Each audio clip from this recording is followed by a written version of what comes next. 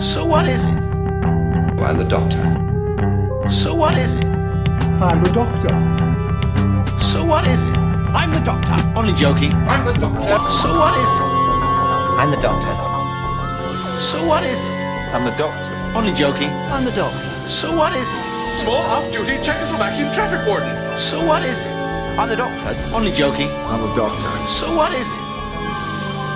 I'm the Doctor.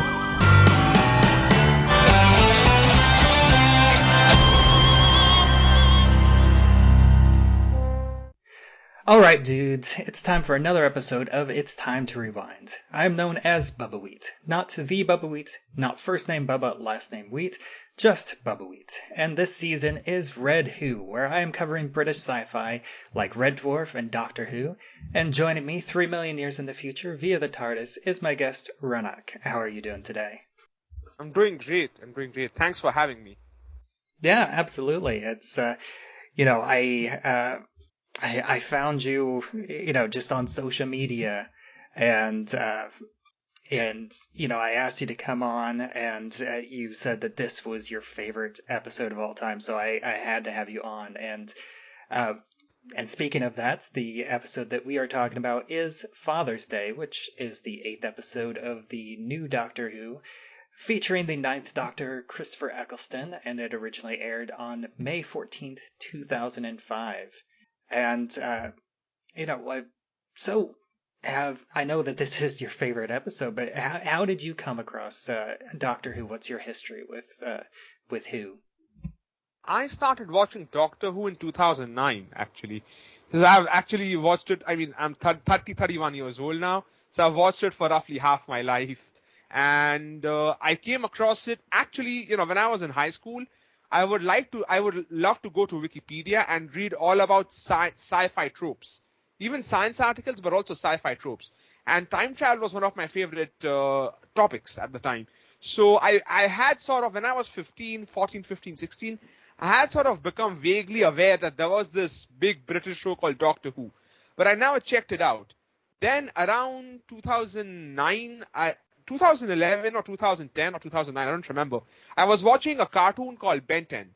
And Ben 10 had an episode in which they're dealing with a character who I later read on the internet was inspired by the Doctor. His name is Paradox, Professor Paradox, the character in Ben 10. And so I was reading about the character on the Ben 10 wiki and I came to know about Doctor Who formally, formally was introduced to the show because I was reading about this character. And then one fine day, we used to have BBC Entertainment in India back then.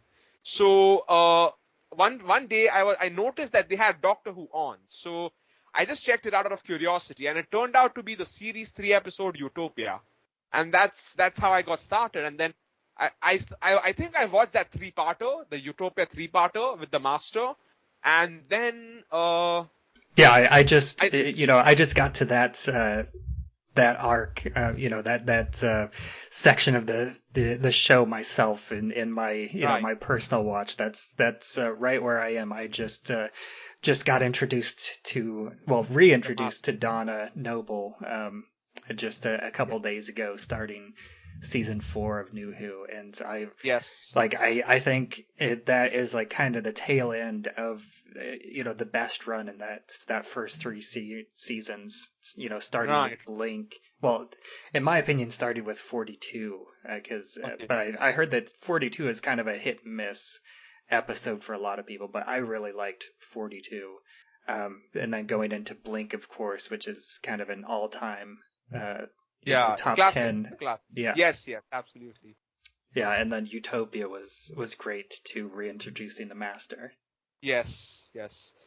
And after Utopia and the 2 other episodes whose names like The Sound of Drums and Last of the Time Lords. I think that's what the other 2 episodes are called. Mm-hmm. After that, I watched series 1 and series 4, and then this was just in time for series 5. Because in 2010, we were introduced to Matt Smith, right? And his 11th Doctor. So this was just in time for Series 5. And then by the time the 50th anniversary was here, which was towards the end of Matt Smith's era, I had watched everything up until that point, more or less. I mean, the new show, the new series, not the old show. Right. The old show, I have watched a select few episodes here and there. About 10 serials, I guess. Not more than 10 serials. 10 or 12 serials here and there. Yeah, I've only for classic Who, I've only watched the episodes that I've covered in the show so far. Plus, I also checked out the 5 Doctors because I was a little bit lovely! curious on that. I love that episode. I mean, that episode doesn't really have a great story, but for fan service, it's amazing. I thought that was a lot of fun, even though you know it's kind of funny because since I kind of go back and forth between time loop episodes and kind of best of episodes, I managed to miss Sarah Jane and the Brigadier in the classic episodes, but I did catch them in the 5 Doctors. I had only really seen them because I have recently watched the first 2 seasons of the Sarah Jane Adventures, and old Brigadier does show up in that show. Right. Yes, I have not watched a ton of Sarah Jane. I've just watched the episodes in which the Doctor appears. The 10th Doctor and the 11th Doctor, they both appear, I think, in Series 3 and Series 4 respectively. And I watched those episodes, but I haven't watched the episode with the Brigadier, unfortunately. But is it okay if I mention Big Finish here for a sec? Yeah, it's funny that you bring up Big Finish because I originally wasn't going to include any of the Big Finish audio dramas, but since I've kind of dipped my toes in the Doctor Who online fandom, like a couple Reddit communities and like the Threads community. So many people have referenced, a lot of the weaker classic Doctors have come back and, given their best performances and their best stories in the Big Finish audio dramas. So I may end up including some of those. And apparently there's a lot of time loop episodes in those Big Finish. So I might end up adding some of those to this season as well. Right, Big Finish is amazing. Like, they're great. They're very experimental, and they target a slightly adult audience, a slightly more mature audience, because they know that Big Finish is expensive, right? So they know that only the hardcore fans are gonna get into it, are gonna spend money on it. So that's why they target an adult and a more dedicated audience, And I really love Big Finish. So I actually encountered the Brigadier again in Death World, which was the original script for the 3 Doctors for the 10th anniversary, but then because of budgetary constraints, it couldn't be produced. So they had to, sort of rework the script before they turned it into the 3 Doctors with Omega. But the original script, I think someone still had it, and they reworked it into this Big Finish audio drama recently called Death World, which featured the first 3 Doctors. And the Brigadier spends most of his time in the episode with the first Doctor. And their interactions are amazing. Amazing. John Culshaw, I think, voices the Brigadier in that. Yeah, I know, like for a lot of their episodes, I think especially featuring like the 6th and 8th Doctors. Yes. They brought back, the Colin Baker and Paul McGann, and in the original run, I think Colin Baker tends to be one of the least favorite Doctors for his on-screen performances, mainly because of the writing, right? From what most people say. And then apparently that gets fixed a lot in the, he comes back in the Big Finish, and Paul McGann, of course, he only got to do the one episode and on one episode. Yeah. And so he, I guess, has done quite a few episodes in the Big Finish catalog, and yes, those are some great stories. Mm-hmm. The 8th Doctor is a kind of a paradox because Paul McGann in canon, I mean whatever canon is, but for the most part, a lot of people only consider the TV show canon. I'm not one of them, but people do. So Paul McGann only appeared once in canon, but if you count Big Finish, the Doctor Who magazine comic strips, and the novels, the Virgin novels, and the 8th Doctor Adventures by BBC Books, the 8th Doctor actually has the longest run actually of any Doctor. It's kind of very paradoxical because Paul McGann appeared in the canon of the show only once, but his Doctor is the longest running Doctor. Yeah, that is Doctor Paradox, you might say, or the Professor Paradox. But which one was it? Professor Paradox from Ben 10. Yeah. All right. Well, can I mention one more thing? I just wanted to mention one more thing. When I was a kid, I had this really cool book on science and technology. It was literally called Science and Technology, and it had a lot of illustrations. So the very first or second chapter was on robots, if I'm not mistaken. And they had a picture of a Dalek in it. I didn't know what a Dalek was. They didn't even name it. But I didn't know what a Dalek was. But years later, when I began watching Doctor Who, I realized that the picture in that book was a Dalek. Because Daleks have such a bizarre design even for a robot. They're not a robot, but they're more like a cyborg. But you know what I mean, right? So, I mean, they're more like a mech suit, really. Yeah. I mean, they're organic and mechanical, I guess. But my point is that book had a picture of a Dalek in their robots chapter. And the very first page, in fact, if I remember correctly. I wish I still had that book. It could still be lying around somewhere in my old house. But I don't think I'll find it ever again. But that's when I realized that the very first thing that I watched related to Doctor Who in my whole life was that Dalek picture in that book. That's interesting. Yeah. That's great. And I guess, one other thing that I did want to mention before we get into the episode is that we are actually recording this on Doctor Who Day, and I didn't realize that myself, but we're recording this on the 61st anniversary of the premiere of the very first Doctor Who episode in 1963. Yes. November 23rd is when we're recording this, so it's very appropriate. It's I'm talking about Doctor Who on Doctor Who Day, so that's great.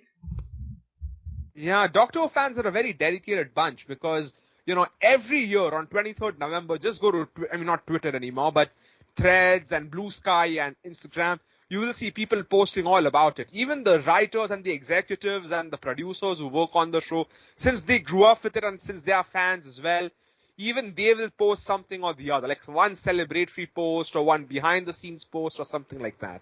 And yeah, Stephen Moffat posted earlier, I think, on Instagram. And I think Paul Cornell, who wrote Father's Day, the episode we're discussing, he posted on Blue Sky. So, it's Doctor Who is the cult following the shows it's amazing because that family-like feeling you get with the fans, it's amazing. Yeah, it's been great, and I've been posting occasionally, just various Doctor Who discussions on Threads, and I almost always get a ton of responses. So yeah, it's been really great to interact with the fan community during this season. Yes. And so we are jumping into New Who with Christopher Eccleston's Doctor and Rose with Father's Day. And this is, I want to say that this was kind of one of my favorite episodes as I was kind of going, when I got to this. I mean, it's only 8 episodes in, so it didn't have a ton to compete with. But this is just such a fascinating concept of going back in time and learning that the person, like the legend of a person, is not the same as the person himself. Yes. And kind of like meeting your heroes and also changing history and and I also love the message of the importance of the ordinary person. I did read that there's like one line that I think some people kind of criticize, but I think it's really important, and because like Rose, whenever she decides to save her father and basically ends the entire world because of it, or puts the steps towards ending the world, and as far as like it kind of reminds me of like the Langoliers a little bit, or like Loki, where there's some there's some change to the timeline, so these Reapers have to come in and purge this aberration of the timeline. Yes, yes. I mean, usually in Doctor Who, I mean, as you get closer to the Stephen Moffat era, you will actually find a lot of predestination paradoxes. But this is the opposite of that one. In this, we have a grandfather paradox, a classic grandfather paradox. And they have the Reapers who want to sterilize the wound in time, which is an amazing concept. The funny thing is, the Reapers have only appeared once in the show.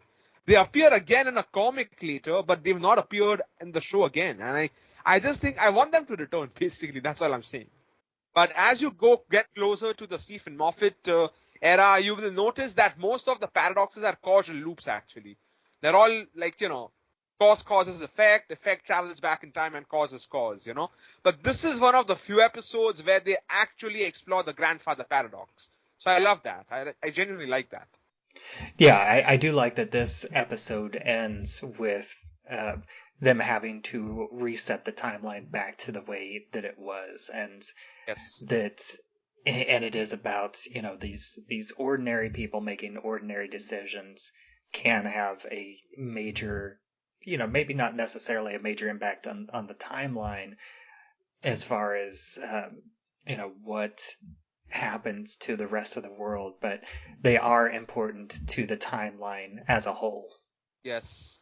Doctor Who is, I just wanted to say this, Doctor Who has always been about the individual, the importance of the individual. I think the idea goes back to the Doctor himself. He's just a random Time Lord who steals a time machine and runs away, and look how much influence he ends up having. But Doctor Who, to me, has always been about the power of the individual, the renegade, the rebel, the individual, the one who doesn't quite fit in, And in that sense, Father's Day is a celebration of that again.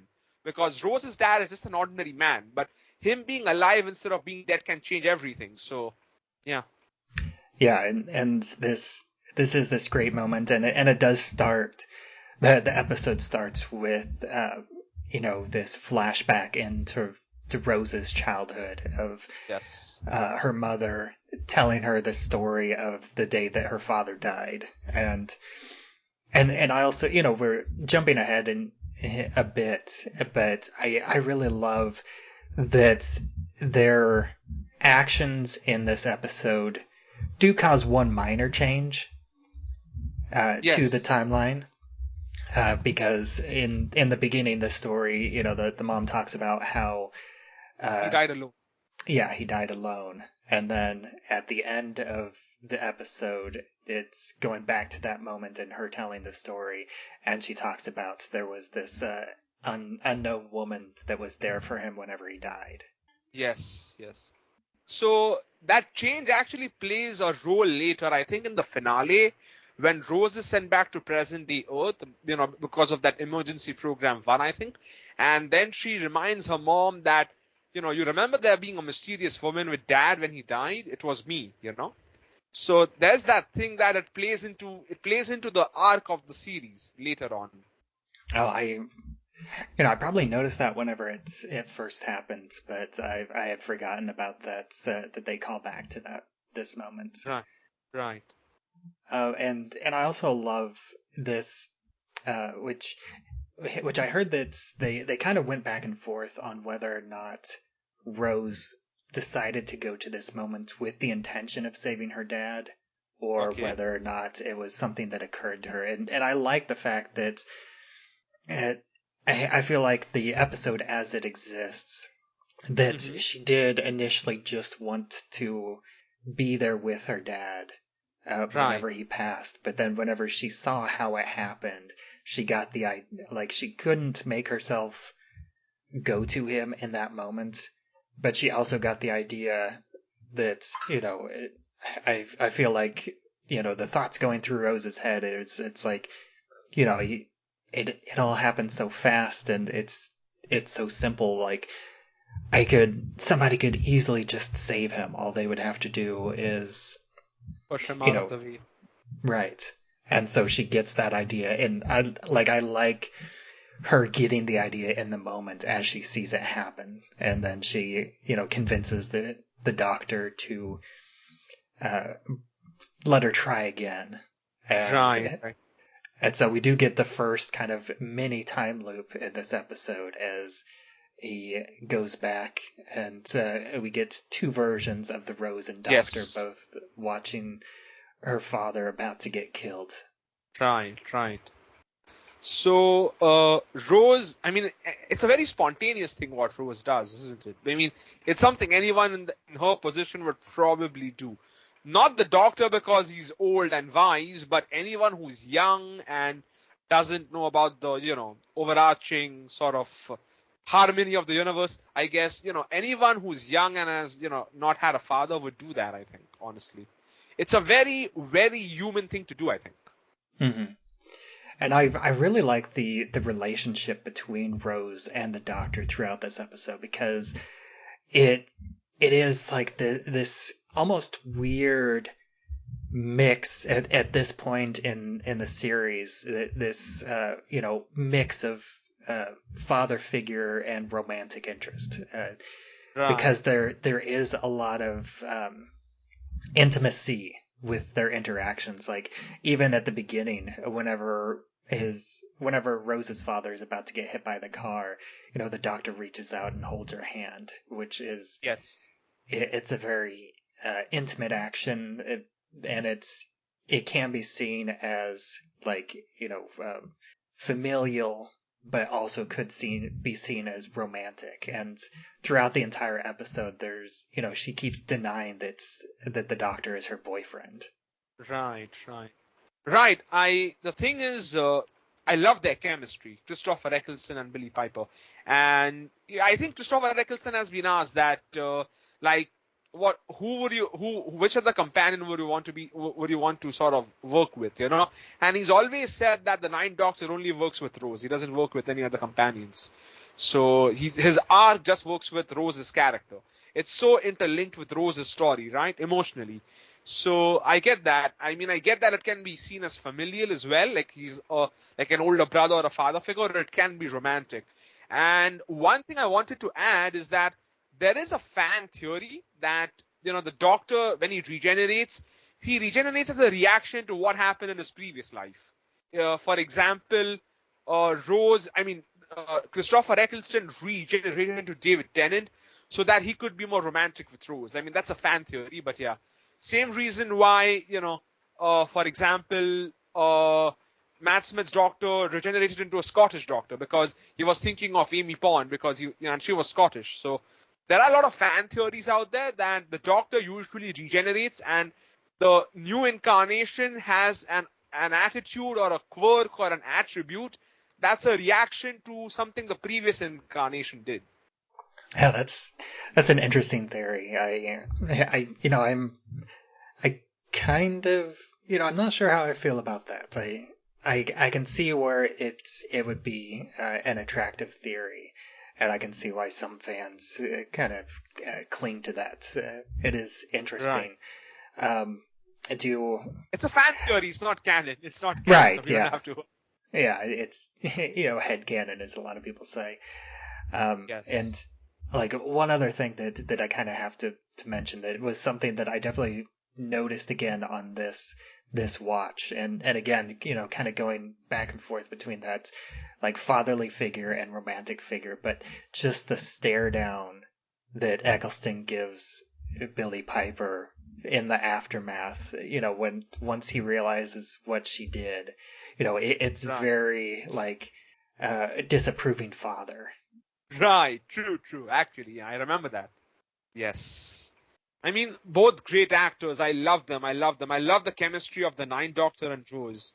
I think my favorite Doctor companion sort of partnership would be, I think, 12 and Clara, although even 11 and Clara are great, and 9 and Rose, really. The 10th Doctor has multiple companions, so it's kind of hard to sort of, pin it down for me. But I love what the dynamic that the Ninth Doctor and Rose have. Yeah, I actually, posted on Threads recently asking people what their top 3 companions were, and I was kind of surprised because a lot of times I was under the impression that Rose was kind of a perennial favorite among a lot of fans. Yes. This was but only a handful. Yeah, but only a handful of people added Rose, a lot more people said Donna, which was a little bit surprising to me at the time because my only experience with Donna at that point was the the Christmas Donna special, and she was kind of a little bit too whiny and abrasive for me. Yes. But then her introduction, I feel like, tempers her a lot more, and I think really changed her character, and I can see why people would like Donna because she is, a good, especially at that point in time, because we had, Rose, which was the romantic interest, and then we go on to Martha, which was, the rebound. I don't want to say that, but it's kind of more like the unrequited love, because she romantically falls for the Doctor, but the Doctor never really returns that romantic interest, so it's this like unrequited season. And then we go into Donna, which has absolutely no romantic interest in the Doctor at all. Yes, right. So Donna is a fan favorite. Donna and Rose have always been fan favorites. Rose more than Donna, but but they're both fan favorites. My personal favorites are all the Stephen Moffat characters. I love the RTD characters too, don't get me wrong, but I vibe with Stephen Moffat's era of Who much more, the characters in that much more. But Donna's definitely a fan favorite. And I think it's similar, it's kind of very similar to what happens with a character called Nardole later. He appears in a Christmas special, isn't very well liked by everyone, and isn't particularly liked by most people, but then he returns in series 10, everyone loves him. So I think Nardole and Donna have the same thing going, like they both appear in a Christmas special and then they appear for a full season later on. Yeah, and then, I guess let's kind of talk to the Reapers in this episode. Yes. These like timeline cleansers even, which I think it's kind of interesting to me that it's almost like they're set up in this episode to be a recurring villain, but that ends up never happening, and they I believe I read that they have never come back again. Yes. Yeah, they never come back, and they do come back in a comic which also was written by Paul Cornell, which I happened to read a couple of years ago. It was a multi-Doctor thing with, I think, Titan Comics. I don't remember. But the Reapers play no big role in the series. They're a monster of the week, which is kind of sad because they're conceptually so brilliant.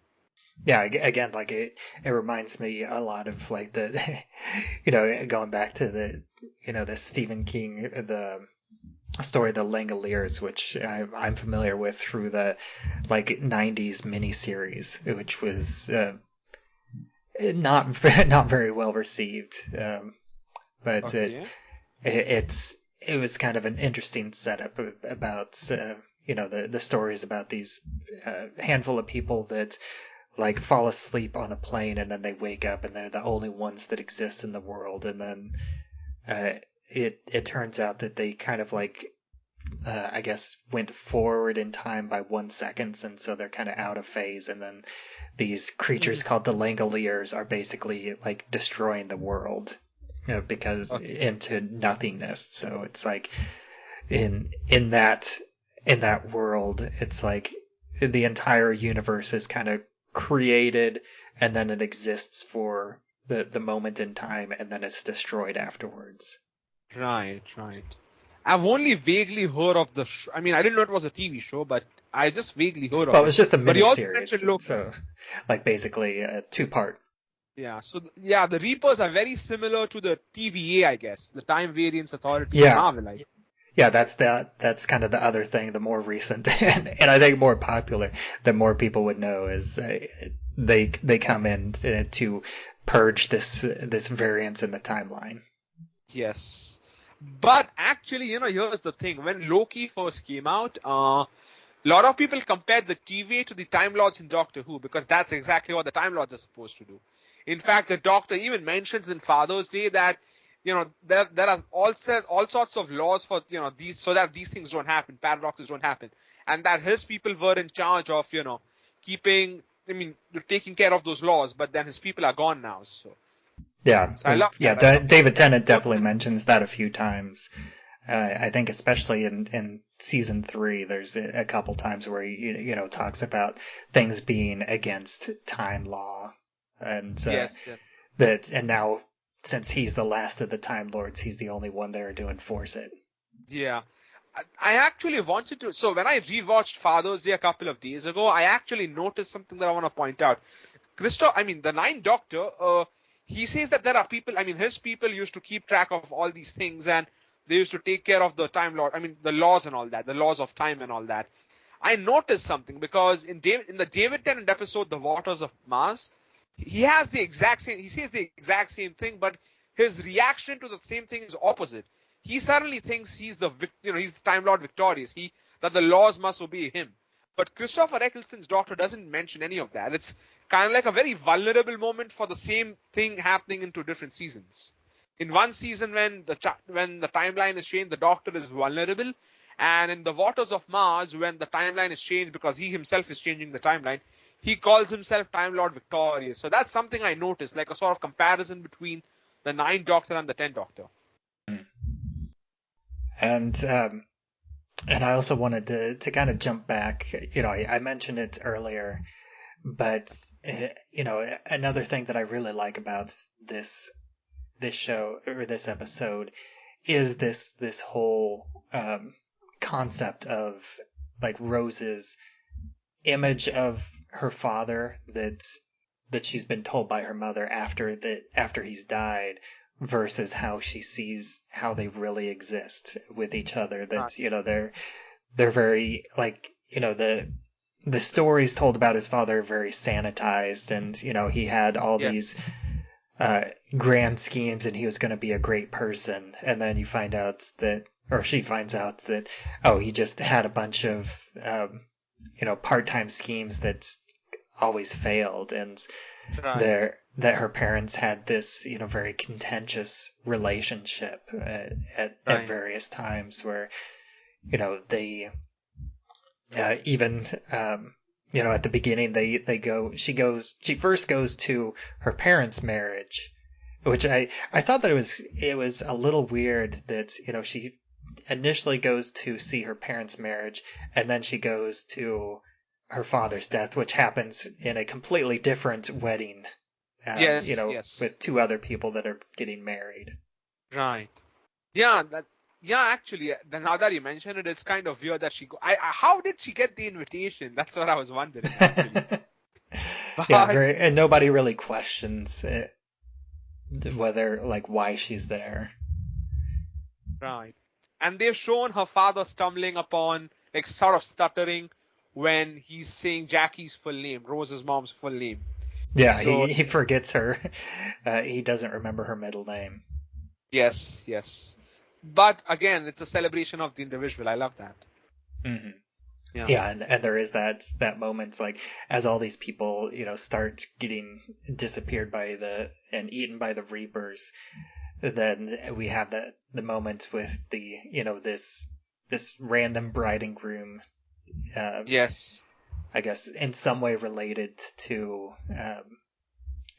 Rose's parents. Yes. And they ask the Doctor, like, will you save us? And we're just probably one of the best scenes ever. Probably one of the best scenes in all of Doctor Who, I think. Yeah, and he has this. I think it's great. I was reading in the Wikipedia, and in that description, it kind of says that some people think that moment is like too cheesy and forced, but I really like it. That these 2 people, it's like they're saying, will you save us? I know that we're just 2 unimportant people that met at 2 a.m. outside of a club, and then Christopher Eccleston, the Ninth Doctor, he has this great moment. It's like, I've gone to the end of the universe and back. I've traveled through time, traveled through various worlds, but I've never met somebody outside a club at 2 a.m. I can never have that life. That is important. These are the moments that are important and worth saving. Right. Yeah, it's like I said, it's one of my favorite moments, and I don't feel that it was cheesy at all. I mean, sometimes you might feel it was cheesy looking back, but I don't even feel it's cheesy looking back. I didn't think it was cheesy then. I don't think it is cheesy now. I think it goes with the theme of the episode, right? It goes with the power of the ordinary man, you know? So I think I don't think it feels forced at all, honestly. And honestly, if one more thing is that Doctor Who is kind of cheesy, so it's kind of on par for the course for Doctor Who, even if it were cheesy, which it's not, but so I think it's fine. It's completely at home in Doctor Who. I think that such scenes. These scenes, I mean, Doctor is mainly a family show, right? It's watched by kids as well. They need to, sort of. I like it when Doctor Who sort of promotes such values, it's good for kids to learn this stuff, I think. Yeah, and one aspect of this episode, which, I guess I understand why they include it, but I think it is kind of a weaker element that I don't think was necessary to be included. But the fact that anytime somebody tries to use a phone in this instance, they just get this repetition of Alexander Graham Bell. Yeah, the first ever recorded phone call. Well, not recorded, but Yes. Yeah, apparently what was the first ever words spoken using a telephone. Yes. I mean, I'll be honest, I can see where you're coming from. It's completely unnecessary, but I kind of like it myself. It's the same reason, it's the same reason why Rose's father, the radio starts playing rap music. I mean, there are certain anachronisms that I really like for some reason. Because, they might not make sense logically, but conceptually they still resonate with you, like a wound in time through which a lot of things are mixing up from different timelines. Like, not timelines, sorry, time zones, rather. Like, there is an episode in the future called The Wedding of River Song, and that whole episode, should I talk about it? Is that okay with you? Yeah, you can mention it. I'm not opposed to spoilers. Right. So I don't mind people spoiling things that happen that I haven't seen yet. I know, like, some spoiler culture at this point in time is kind of weird. It's like you have certain people that are like just vehemently opposed to spoilers, and they think trailers reveal too much, and right. But I'm of the mind that I think for the most part, surprise is only like one aspect, but anticipation for the spoiled moments actually gets you. Surprise is one moment in time. It's like just a few seconds, but anticipation, the build, that enjoyment spreads up through a larger time. And so, the overall enjoyment of what you're watching actually increases if you've been spoiled. Right, true. No, I agree. I kind of agree. I mean, I can see both arguments, but I agree with you more because, I'm always looking at Marvel spoilers all the time. So, what was I gonna say? I forgot. The Wedding of River Song. Yeah. River Song changes a fixed point in time, and that changes the timeline completely. They end up in a world where it's not just this present day Earth. The pterodactyls and the dinosaurs and the Romans and the Silurians from the future, they all exist together on present day Earth. Basically, time is being compressed and contracting, and it's gonna the world is gonna end in a bit. But they end up saving the world. Don't worry. But the point is that I love those concepts where different time zones are sort of existing at the same time. I love that concept for some reason. It's a silly one, but it's on par for the course for Doctor Who again, like I said. So, yeah.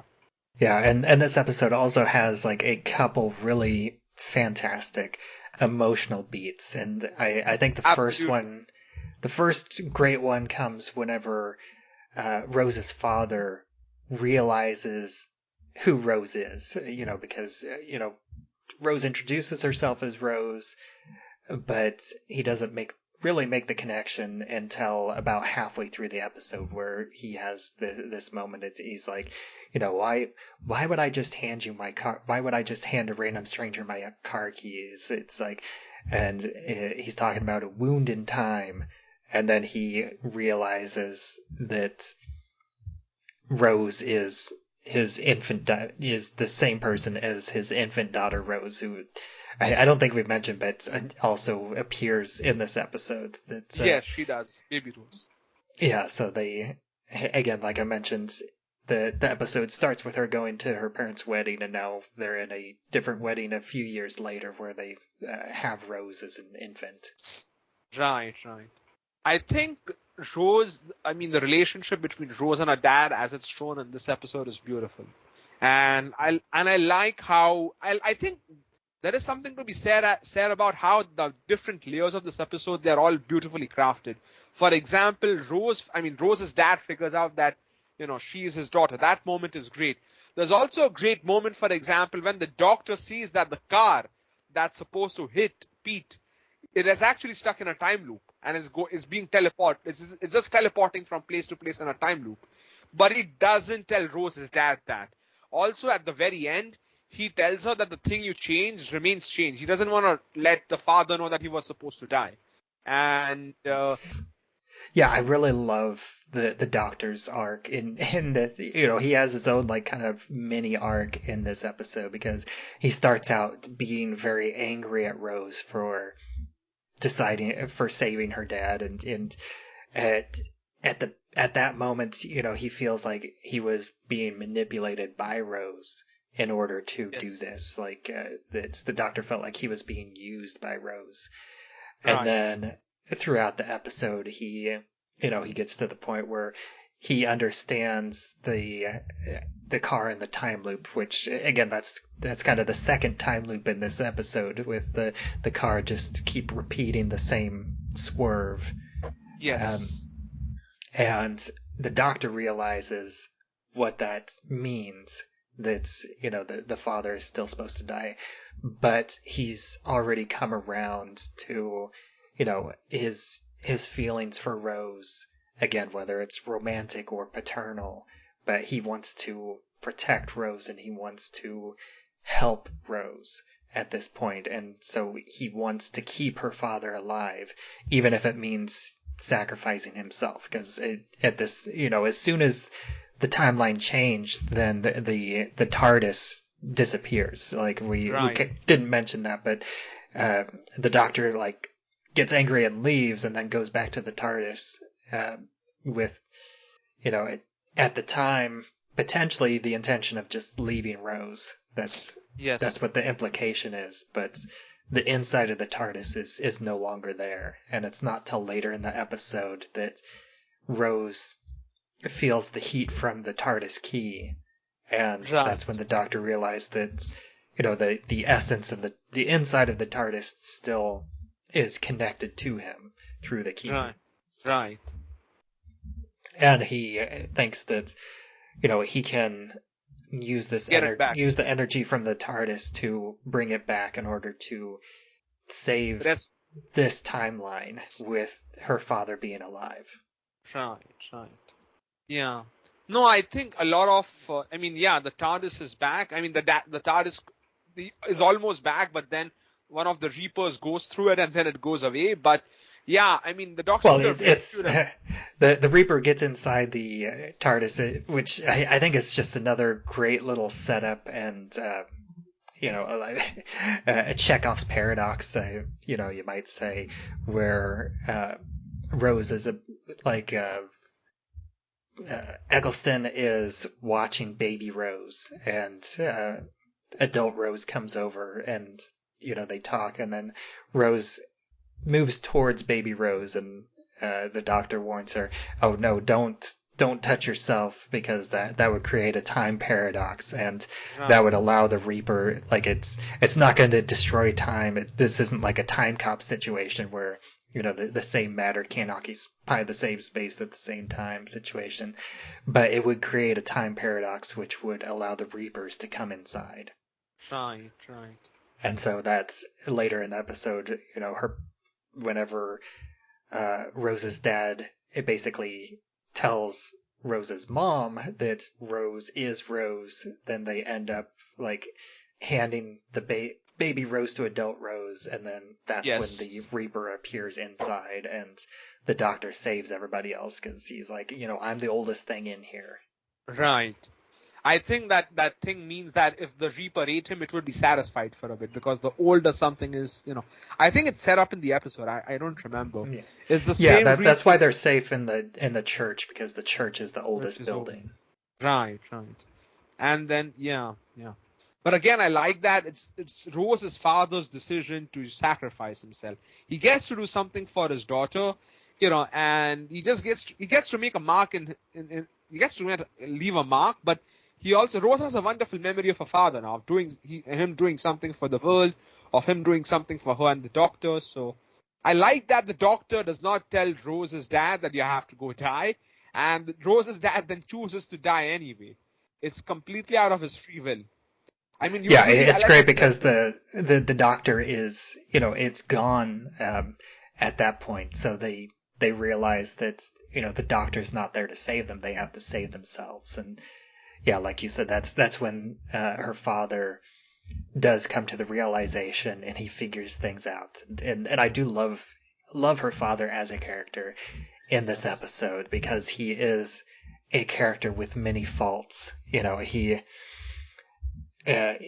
Earlier he has this this moment where there's this possibility of infidelity. He explains it off, but there's still this question left up in the air, because even though he claims that the coach just fell on them, right. But I think that there is an implication, it is ambiguous that he could be lying at that moment, and I don't think that the episode or the writers maybe even know whether or not he was telling a true story or whether he was telling a lie and just covering up for his infidelity in that moment. Right. I think it's just Rose's mom being fed up with him not earning money to keep. So I think she's just fed up with him to a degree, and I think she's just sort of blaming him for all sorts of minor things, I think. But I could be wrong. I think it's, again, left ambiguous, as you said. But I tend to think that he is not, unfaithful. I think it's just it's just how Rose's mom takes out of frustration, I think, on him. Yeah, but he is still presented as an imperfect character. Yes, absolutely, yes. Yeah, but he does, he is a great character because he does figure out what's going on and realizes what has to happen. Like, nobody tells them that he's dead in the future, but he figures that out on his own. And like we said, nobody tells him that this car stuck in the time loop was intended to kill him. And so him sacrificing himself and letting the future play out the way it was, funnily enough, it actually reminds me of an earlier episode that I covered, the Tom Baker Meglos, which was they at one point in the episode, the villain Meglos traps the Doctor and I can't think of her name, but his companion at the time, which was another Time Lord, Romana, yeah, the second Romana. Meglos traps them in a time loop where they're fixing K9, and they figure out that in order to escape the time loop, they have to repeat the same actions in order to send it out of phase. And in that moment, I thought that was a stupid way to escape a time loop. But it's funny that in this episode, it's kind of the same concept, but it's presented in a much more palatable way, where in order to escape this destruction, they have to put the timeline back the way it was. And so he has to recreate the events that they had stopped. And that sets the timeline right and brings everybody back to life and has everybody, lose their memories of this, basically this episode. Right. Yeah, actually, people lose their memories. I completely forget that sometimes. I think the only people who remember are Rose and the Doctor and the father himself, but he's dead. Yeah, I completely forget that sometimes. Yeah, since that's, they It's glossed over, sort of, so. Yeah, and it also kind of ties in with the fact that, for a long time, Rose's mother doesn't really know what's going on with everything. I think it's a few interactions before Rose's mom really gets into the Time Lord concept and then, goes on with them with adventures. I also kind of like the fact that they referenced that the little kid in this story was Mickey. Mickey, yes. Yeah. Rose has the great line, I didn't recognize him because he's wearing a suit. Yeah, that is... Yeah. Yeah, true. Mickey was one of my favorite characters back in the day, but I don't know, the actor is sort of embroiled in a sort of... I just don't know where I stand on him anymore. Like Mickey and... I like Rory and Amy and Rory. So Rose and the Doctor, and then we have Mickey. But then, in a later series 5 onwards, we have the 11th Doctor, Amy and Rory. So Rory at the time was my favorite companion of all time. I kind of related to the guy a lot. But Mickey was at one point my favorite companion, but I don't know where I stand on him anymore. Yeah, and then that's... I think that pretty much wraps up this episode. The father sacrifices himself, and this time Rose is actually able to go to his side to be with him as he dies, because she spent this time with him, and she, just over the course of the episode, she's kind of grown as a person, really. Yeah, I think that concludes it. Yes, Rose. Yeah, it's. Just wanted to say it's one of my favorite episodes of series 1. I think probably my favorite, even though Dalek is good, but Father's Day is more emotional. Dalek is more like psychological is not the right word. Even that episode has a lot of emotional. But I think Father's Day is my favorite episode of series 1. And that's saying a lot because usually my favorite episode of any given season is the Stephen Moffat one. So. Yeah. Yeah, and this really sets up a lot of things too. I think it does a good job of setting up the father character, and I like how whenever he comes back in the Cyberman episode, and in kind of the Rose's finale. Yes.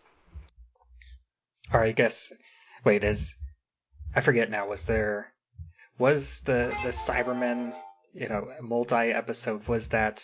it was a two-parter. It was a two-parter, yes. I don't remember the name. Well, I was trying to remember, was that the same episode where Rose gets stuck, or is there another alternate world where her father exists?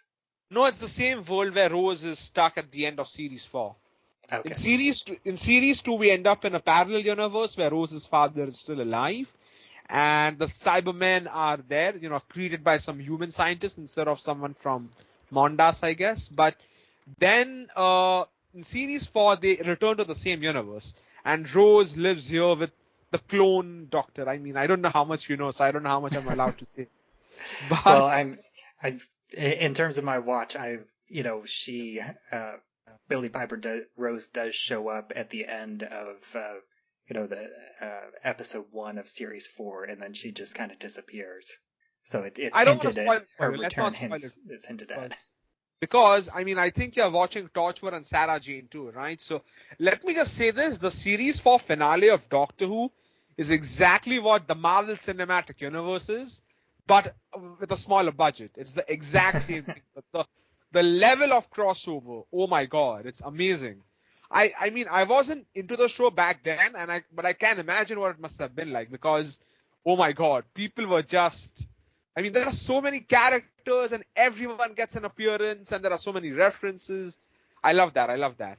Journey's End, I think, is the series 4 finale. Yeah. Yeah, I'm definitely looking forward to getting to that. I've heard that season 4 is kind of a high point in New. It is. My favorite, probably not probably my favorite, but definitely one of the better ones. Yeah. All right, well, I think that wraps up this episode. Thank you so much for coming on and talking with me on about Doctor Who. This was a lot of fun. It was a great episode. Really enjoyed talking with you, and I know you have some other projects, and if you want to share your social media, here's your opportunity to plug whatever you want and share where else you can be found online. First of all, thanks for having me. It was amazing. This thing is amazing. Because again, this is my first time on a podcast. I'm really grateful for you, for your asking me. Now, I have a game which I had made last year, a visual novel based on the Ninth Doctor. It's called Doctor Who Split. You can Google it and you can find the link to it on itch.io, the link to download it. And I have also written a poetry book, and it actually has a poem on Doctor Who too inside it, actually. The book's name is In Search of Starlight. It's a poetry anthology. All right. And I will have links to those as well in the show notes where you can find that. And as always, I have been Bubbawheat, and you can find me everywhere on social media where I'm at Bubbawheat. These days, I'm most active on Threads, and I dipping my toes into Blue Sky a little bit. But at the moment, moment, I kind of like Threads better. I think it still has the bigger population, although Blue Sky has been growing very quickly at the moment, these past couple weeks or so. So we'll kind of see how things shake out. But, everywhere I am at Bubbawheat. So whatever social media you're on, you can find me there. May I sort of mention my social media as well? Sure. Yeah, I'm Ronak DW. Ronak, RONAK DW. DW is for Doctor Who, obviously. Right. Yeah, and I also have a Facebook group. It's Time to Rewind, a time loop group, and you can join that and discuss episodes as they come out, or have discussions about any time loops in media anywhere. It's all welcome there. And until next time, smoke me a kipper, and I'll regenerate before breakfast next week.